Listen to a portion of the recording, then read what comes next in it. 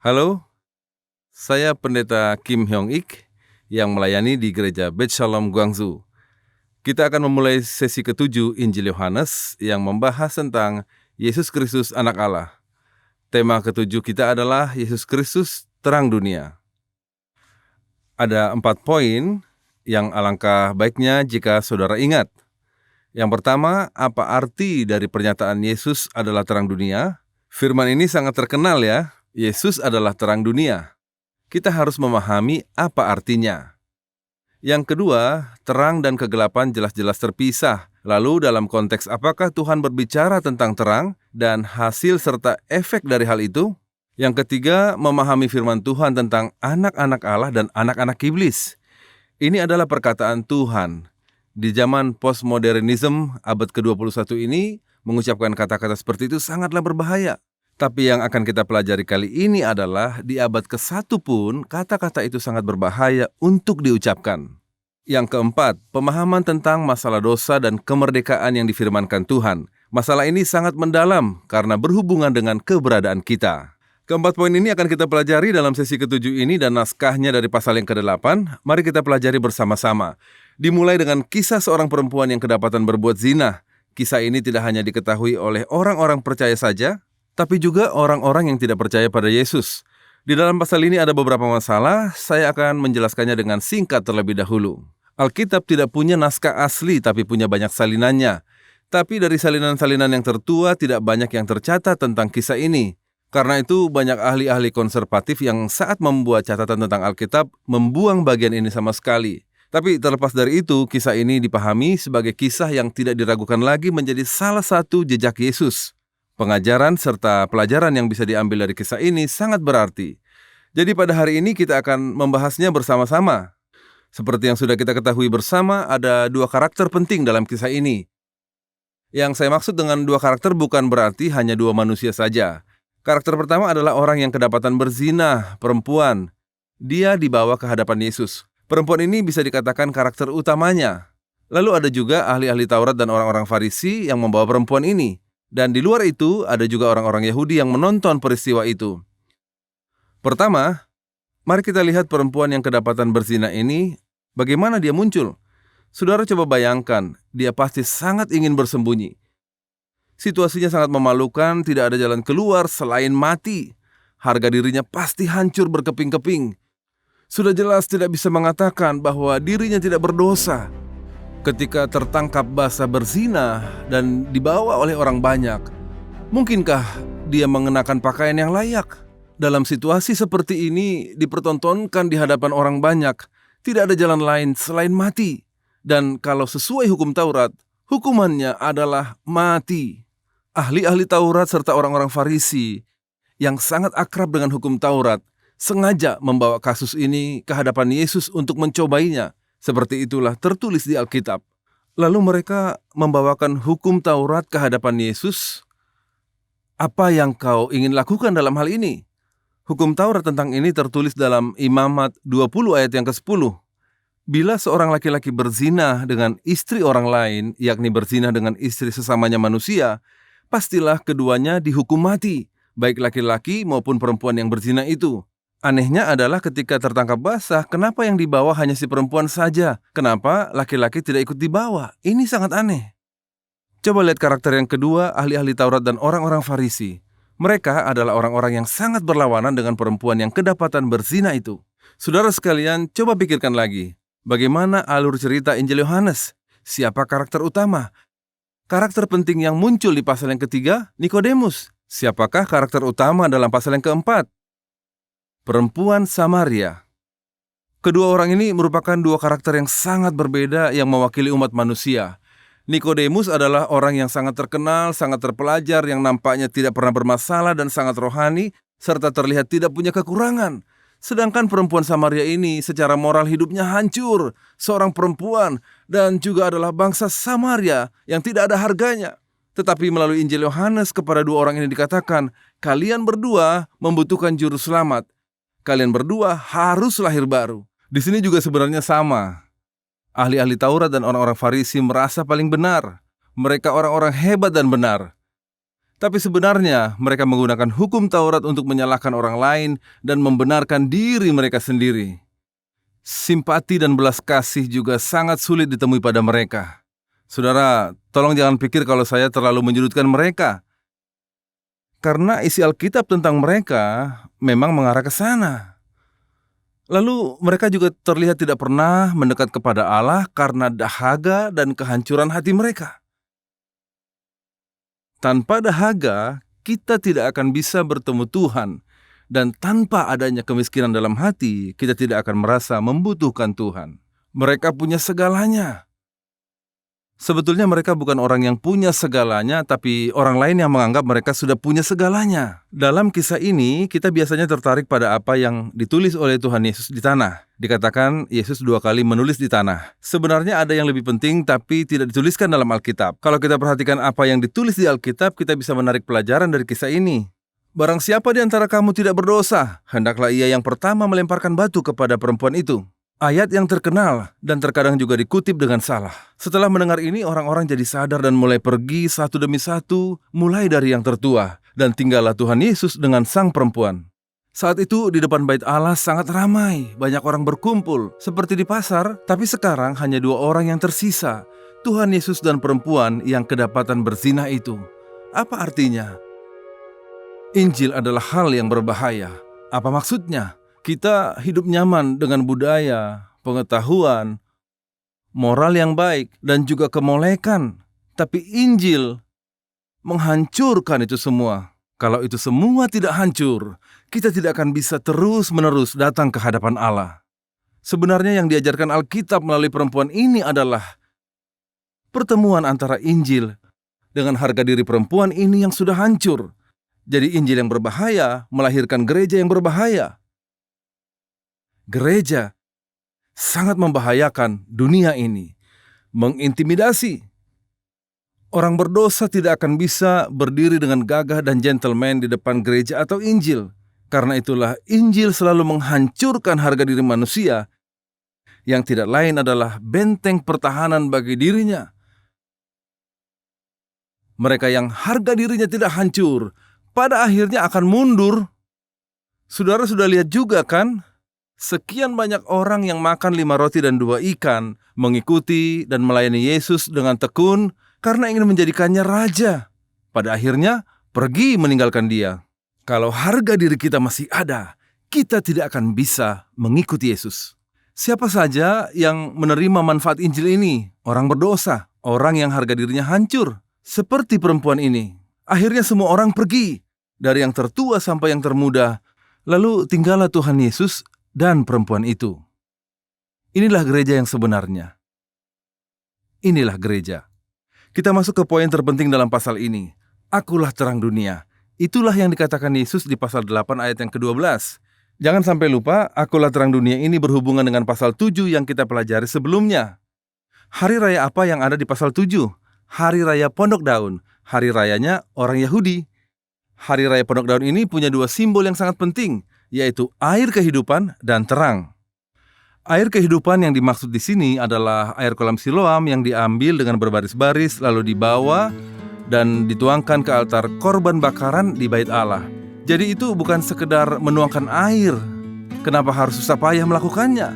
Karena mereka melakukannya sambil menyanyikan Yesaya 12 ayat yang ke-3. Maka kamu akan menimba air dengan kegirangan dari mata air keselamatan. Mereka melakukan itu sambil menantikan karunia keselamatan dari Allah.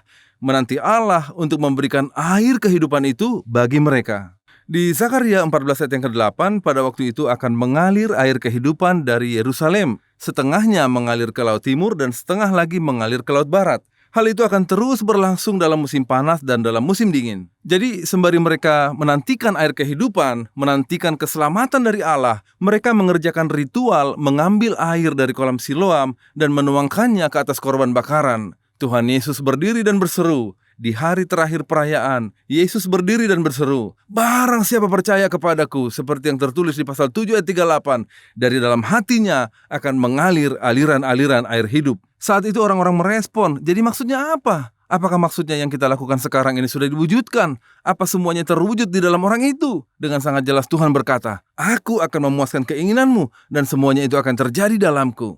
Yang kedua yang akan kita bahas hari ini adalah terang. Ketika Tuhan berfirman tentang terang dunia ini, saat itu sedang berlangsung Hari Raya Pondok Daun selama 8 hari. Setiap malam ada ritual penyalaan api pada 4 lentera yang dipasang di pelataran perempuan di Bait Allah. Seperti yang tertulis di kitab Zakaria, di mana pada hari terakhir Yehowa memberikan terang, orang-orang ini juga melakukan ritual ini dengan harapan Tuhan akan datang dan mengusir kegelapan. Karena itulah firman Tuhan, "Akulah terang dunia. Barang siapa mengikut aku, ia tidak akan berjalan dalam kegelapan, melainkan ia akan mempunyai terang hidup." Yang dinyatakan tepat di Hari Raya Pondok Daun ini punya arti yang sangat penting. Jadi karena saat itu sedang Hari Raya Pondok Daun, Tuhan memberitahu mereka, "Kalian sudah menanti dan melakukan ritual ini selama 8 hari. Sekarang itu sudah tergenapi dalamku, digenapi melalui aku." Itulah yang dikatakannya. Di kitab Perjanjian Lama, kalau kita berbicara tentang terang, kita akan langsung mengingat tiang awan dan tiang api yang menjadi simbol kehadiran dan perlindungan Tuhan selama 40 tahun pengembaraan mereka di padang gurun. Dalam bentuk apakah hadirat dan perlindungan Tuhan muncul? Keluaran pasal 13 berkata seperti ini, "Tuhan berjalan di depan mereka pada siang hari dalam tiang awan untuk menuntun mereka di jalan, dan pada waktu malam dalam tiang api untuk menerangi mereka, sehingga mereka dapat berjalan siang dan malam." Allah hadir. Selama 40 tahun, tiang awan dan tiang api tidak pernah sekalipun hilang dari pandangan mereka. Allah menggunakan simbol-simbol ini untuk menyatakan bahwa Dia selalu menyertai mereka. Di Bilangan pasal yang ke-10 dikatakan demikian, "Apabila tabut itu berangkat, berkatalah Musa, 'Bangkitlah Tuhan, supaya musuhmu berserak, dan orang-orang yang membenci engkau melarikan diri dari hadapanmu.' Dan apabila tabut itu berhenti, berkatalah Musa, 'Kembalilah Tuhan kepada umatmu Israel yang beribu-ribu laksa ini.' Jadi saat mereka mau berangkat, tabut itu akan bangkit terlebih dahulu dan memimpin di depan. Kalau sudah begitu, Musa akan bernyanyi, 'Tuhan berjalan dahulu, menyerahkan semua musuh dan memimpin jalanku.'" Yang melambangkan hadirat dan pimpinan Tuhan adalah terang Tuhan, juga melambangkan perlindungan Tuhan. Saat Laut Merah terbelah, kemudian bergeraklah malaikat Allah yang tadinya berjalan di depan tentara Israel, lalu berjalan di belakang mereka. Tiang itu berdiri di antara tentara Mesir dan tentara orang Israel. Dan oleh karena awan itu menimbulkan kegelapan, maka malam itu lewat, sehingga yang satu tidak dapat mendekati yang lain. Orang-orang Mesir tidak dapat mendekat karena Allah menghadang mereka. Artinya Allah tidak sekedar memimpin dan hadir di tengah mereka, tetapi juga melindungi mereka. Seperti ungkapan hati pemazmur, "Firman-Mu adalah pelita bagi kakiku," maksudnya adalah melalui firman-Nya, Allah selalu hadir bersama kita, memimpin kita, dan melindungi kita. Ketika Tuhan Yesus berkata, "Akulah terang dunia," sama seperti di Kejadian pasal yang pertama, Allah menciptakan terang, lalu terang itu dipisahkan dari gelap. Tuhan Yesus datang ke dunia ini sebagai terang. Sudah tertulis di pasal 1, di pasal 3 juga ada orang-orang yang tidak mau kegelapan itu disingkirkan. Kenapa? Karena mereka lebih mencintai kegelapan daripada terang. Jadi terang dan gelap itu bukan sekedar fenomena alam. Ada makna spiritual dan moral yang terdapat di dalamnya. Walaupun mereka akan semakin masuk ke dalam kegelapan, tapi mereka akan diselamatkan kalau mau masuk ke dalam terang. Inilah maksud dari perkataan Yesus bahwa Dia adalah terang. Yohanes 3 ayat 19 dituliskan begini, "Dan inilah hukum itu, terang telah datang ke dalam dunia, tetapi manusia lebih menyukai kegelapan daripada terang, sebab perbuatan-perbuatan mereka jahat. Sebab barang siapa berbuat jahat, membenci terang, dan tidak datang kepada terang itu." Jadi Yesus turun ke kerajaannya sendiri sebagai raja, tetapi Dia tidak diakui. Itulah yang ditulis di pasal yang pertama, supaya perbuatan-perbuatannya yang jahat itu tidak nampak, tetapi barang siapa melakukan yang benar, ia datang kepada terang supaya nyata bahwa perbuatan-perbuatannya itu dilakukan dalam Allah. Mencintai kebenaran dan Yesus yang adalah terang, kedua hal ini tidak terpisah. Tuhan Yesus berfirman, "Akulah terang dunia. Barang siapa mengikut aku, ia tidak akan berjalan dalam kegelapan, melainkan ia akan mempunyai terang hidup." Kata mengikuti di sini bukan sekedar ikut satu kali saja, tetapi terus ikut dan ikut lagi. Walaupun sulit dan terkadang jatuh, terus mengikutinya. Itulah maksudnya. Jadi iman yang dibahas di Injil Yohanes bukan sekedar mengikuti Yesus, tapi mengikutinya sampai akhir. Ketika Yesus berkata, "Akulah terang dunia," timbullah kontroversi.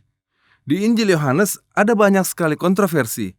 Kontroversi dengan orang-orang Yahudi tentang siapa itu Kristus. Bagaimana bisa kami tahu kalau kau adalah anak Allah? Yang menjadi perhatian mereka saat ini adalah karena Yesus berkata, "Aku adalah anak Allah." Maka mereka terus menantangnya untuk membuat tanda, membuktikan atau menjelaskan kepada mereka, sehingga perdebatan pun semakin meruncing. Sebenarnya kalau diperhatikan ada banyak sekali hal detail yang diperdebatkan. Tetapi ada 4 poin besar yang bisa dilihat. Pertama, dari mana Yesus datang? Datang dari mana? Sudah pernah kita bahas ya. Bukankah orang itu lahir di Nazaret Galilea? Banyak yang bilang seperti itu. Berikutnya, kemana Yesus pergi? Yesus kerap mengatakan dia akan pergi. Kalau kita membaca Injil Yohanes, ada istilah yang sering kita sebut lemos. Nah, situasi ini sering berulang.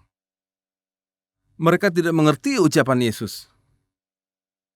Ketiga, siapakah Bapa yang dikatakan oleh Yesus? Dia jelas mengatakan Allah Bapa, tapi apa maksudnya? Keempat, jadi siapa dia sebenarnya? Di sini kita melihat dari mana Yesus datang ke mana Yesus akan pergi. Tapi sebenarnya yang dipikirkan orang-orang Yahudi adalah dari mana asalnya, mau ke mana dia, seperti inilah perdebatan yang terjadi. Poin perdebatan yang pertama, dari mana Yesus datang. Lalu ia berkata kepada mereka, "Kamu berasal dari bawah, aku dari atas. Kamu dari dunia ini, aku bukan dari dunia ini." Firman yang unik. Sesungguhnya ini susah dipahami. Kalau menurut orang-orang Yahudi, apa artinya kamu berasal dari bawah, aku dari atas? Ketika Yesus berfirman tentang atas bawah atau terang gelap, beberapa orang dengan gampangnya berpikir ini sama dengan dualisme dalam filosofi Plato. Padahal bukan seperti itu. Yang dimaksud di sini ketika disebut bawah atau dunia, sebenarnya ini berbicara tentang ranah kejatuhan moral manusia, dunia yang membenci Yesus. Itulah yang dimaksudkan. Jadi kalian semua datang dari bawah, aku datang dari atas, karena itulah kalian membenci aku. Dunia tidak dapat membenci kamu, tetapi ia membenci aku sebab aku bersaksi tentang dia bahwa pekerjaan-pekerjaannya jahat. Meskipun dia datang dari terang dan tidak bersaksi tentang kejahatan, dunia tetap terlihat gelap. Karena itulah dia berkata, dunia membenci terang. Poin yang kedua, Tuhan Yesus mau pergi kemana? Dikatakan bahwa Yesus akan pergi ke tempat yang tidak bisa didatangi mereka. Dia juga berkata, mereka yang menolak anak tidak akan disambut oleh Bapa. Kenapa? Karena mereka yang melihat anak bisa melihat Bapa. Jadi anak dan Bapa adalah sama. Ketiga, Tuhan Yesus akan mengubah salib menjadi tahta surga. Orang-orang itu tidak akan bisa masuk kerajaan surga karena mereka akan mati dalam dosa mereka. Kali ini ada banyak ayat yang mengejutkan. Firman yang tidak bisa diterima oleh orang-orang Yahudi seperti sebuah bom. Kamu akan mati dalam dosamu, mati dalam dosamu. Ini diucapkan beberapa kali. Inilah ayatnya. Kemana dia pergi? Pasal 8 ayat yang ke-21, aku akan pergi dan kamu akan mencari aku, tetapi kamu akan mati dalam dosamu. Ke tempat aku pergi, tidak mungkin kamu datang. Orang-orang Yahudi ini sedang menantikan Mesias. Mereka menunggu Mesias, tapi saat Mesias sudah datang, mereka bilang, kami mencari Mesias. Lalu apa yang terjadi? Mereka mati dalam dosa. Kalian tidak mungkin datang ke tempat aku pergi, kata Yesus. Mereka tidak paham betapa menakutkannya kata-kata ini. Pasal 8 ayat yang ke-24, karena itu tadi aku berkata kepadamu bahwa kamu akan mati dalam dosamu. Sebab jikalau kamu tidak percaya bahwa akulah dia, kamu akan mati dalam dosamu. Saudara sekalian, yang sangat penting di sini adalah akulah dia. Pernyataan yang sangat dahsyat. Sebentar lagi akan saya jelaskan. Jikalau kamu tidak percaya bahwa akulah dia, kamu akan mati dalam dosamu. Yang mengejutkan adalah Yesus memberikan jawaban lain kepada murid-muridnya. Yang disampaikan kepada orang-orang Yahudi dan para rasul berbeda. Simon Petrus berkata kepada Yesus, Tuhan, kemana engkau pergi? Jawab Yesus, ini ada pada pasal 13, bukan pasal 8. Jawab Yesus, ke tempat aku pergi, engkau tidak dapat mengikuti aku sekarang. Sekarang tidak bisa ikut, tapi nanti bisa. Tapi kepada orang-orang Yahudi, Yesus berkata, kamu akan mati dalam dosamu, dan kamu tidak mungkin datang ke tempat aku pergi. Itulah yang dimaksud Yesus. Dan Yesus pun berbicara tentang kembali ke tahta surga, sehingga kelak kamu bisa ikut. Tentu murid-murid akan mengikutinya. Poin ketiga. Siapakah Bapa dari Tuhan Yesus? Jawab Yesus, jikalau aku memuliakan diriku sendiri, maka kemuliaanku itu sedikit pun tidak ada artinya. Bapakulah yang memuliakan aku. Dia bilang, Bapakulah. Tentang siapa kamu berkata, Dia adalah Bapa kami? Sebenarnya Yesus mengatakan dengan sangat jelas, Allah Yehova yang kalian percaya itu adalah Bapakku.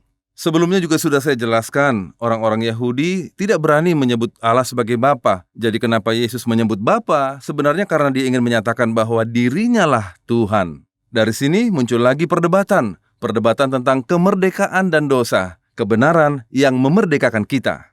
Kamu akan mengetahui kebenaran dan kebenaran itu akan memerdekakan.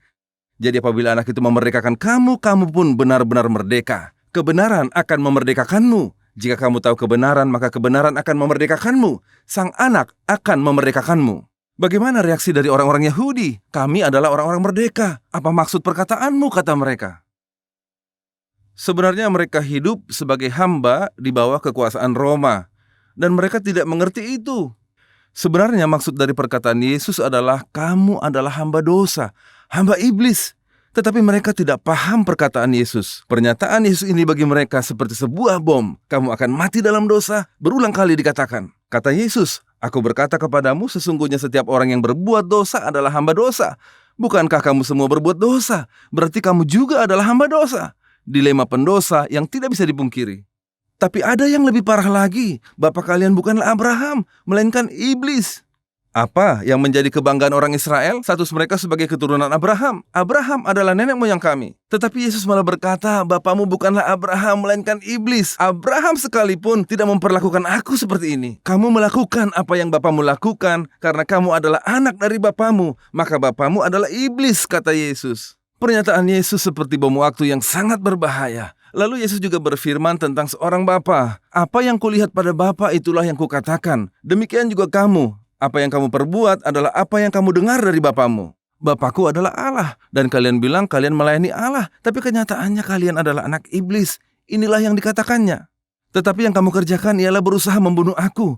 Aku mengatakan kebenaran yang kudengar dari Allah. Nenek moyangmu Abraham yang kamu sebut Bapamu itu tidak berbuat seperti ini. Kamu mengerjakan pekerjaan Bapamu sendiri. Maksudnya pekerjaan iblis. Jawab mereka, kami tidak dilahirkan dari zina. Bapa kami satu, yaitu Allah. Mereka sedang bercakap-cakap, tapi mereka tidak mengerti yang dikatakan Yesus. Kita lihat di ayat 44, iblislah yang menjadi bapamu. Ini perkataan yang sulit diucapkan lebih dari satu kali.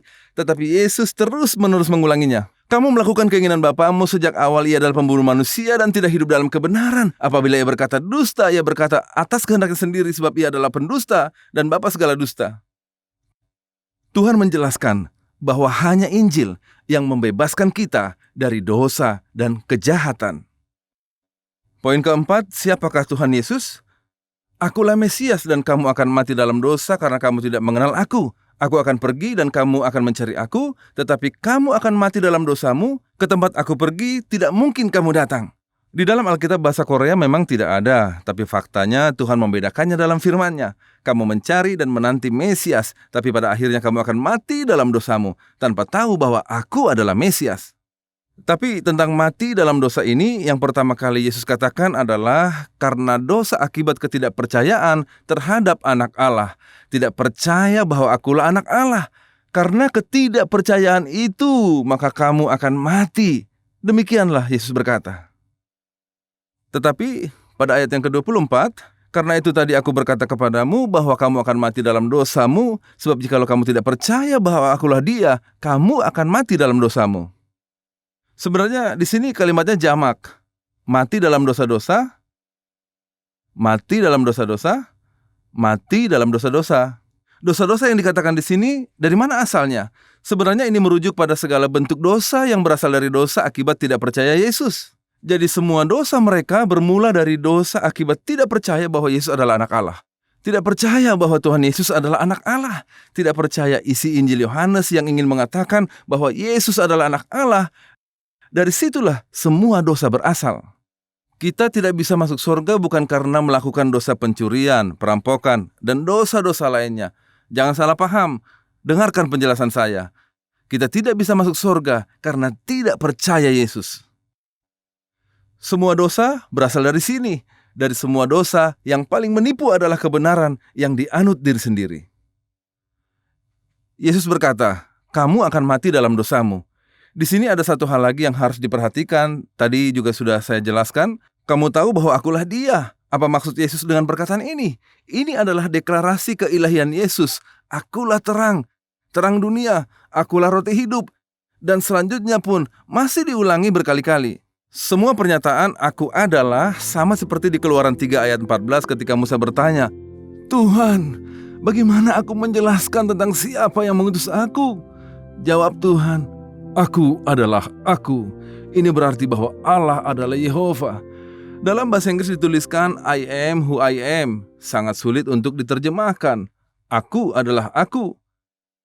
Karena itu di terjemahan yang baru, kalimat aku sendiri diterjemahkan menjadi aku adalah aku.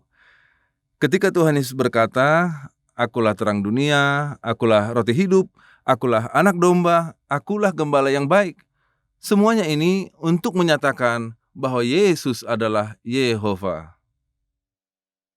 Yesus berkata bahwa dia telah ada sebelum Abraham yang membuat orang-orang Yahudi bingung.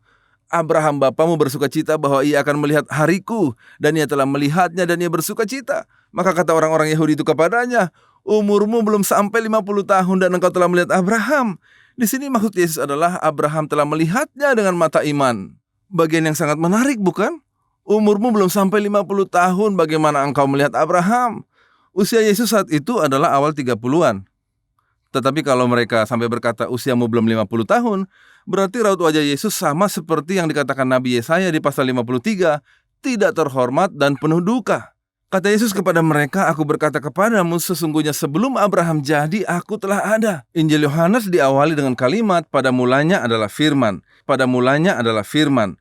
Inilah cara Tuhan menyatakan keilahiannya. Jadi sikap kita saat mendengarkan firman Tuhan menentukan siapa kita sebenarnya. Apakah sebabnya kamu tidak mengerti bahasaku? Sebab kamu tidak dapat menangkap firmanku. Barang siapa berasal dari Allah, ia mendengarkan firman Allah. Itulah sebabnya kamu tidak mendengarkannya karena kamu tidak berasal dari Allah. Artinya, ini menunjukkan bahwa mereka adalah anak iblis. Pada akhirnya, apa yang mereka ingin lakukan kepada Yesus, mereka melempari dia untuk membunuhnya. Tapi Yesus menghilang dan meninggalkan bait Allah. Sebenarnya Yesus bukan melarikan diri dengan sembunyi-sembunyi, dia hanya keluar. Yesus tidak bisa ditangkap. Kenapa? Kata-kata itu dikatakan Yesus dekat perbendaharaan waktu ia mengajar di dalam bait Allah, dan tidak seorang pun yang menangkap dia karena saatnya belum tiba. Tuhan yang mengatur setiap waktunya. Penerapan untuk sesi ini, pertama, sangat penting untuk melihat diri kita sendiri dalam perspektif Allah. Ketika kita melihat diri kita sendiri melalui perspektif Allah, kita bisa memahami siapa diri kita sebenarnya. Selama kita masih membandingkan diri kita dengan orang lain, kita akan terus dipenuhi oleh kebenaran diri sendiri. Kedua, melihat dunia dan jiwa melalui perspektif Allah. Dengan melihat dunia dan jiwa melalui perspektif Allah, maksudnya adalah kita membutuhkan terang juru selamat. Karena seperti yang ditulis Alkitab, yang dikatakan Yesus, kamu mengerjakan pekerjaan bapamu atau iblis itu sendiri. Kalian anak-anak iblis, bapamu adalah iblis. Saudara, ketika kita melihat orang-orang yang belum percaya, perspektif kita harus punya rasa iba dan belas kasihan, bukan malah menghakimi. Ketiga, Allah menyertai hidup kita dari awal sampai akhir. Kenapa? Karena Allah adalah terang. Pertemuan kita sudah selesai, dan untuk pertemuan ke-8 kita akan melihat kisah seorang yang buta sejak lahir. Kita tidak hanya akan membahas tentang penderitaan dan penyertaan Allah, tetapi juga tentang lahir baru. Terima kasih.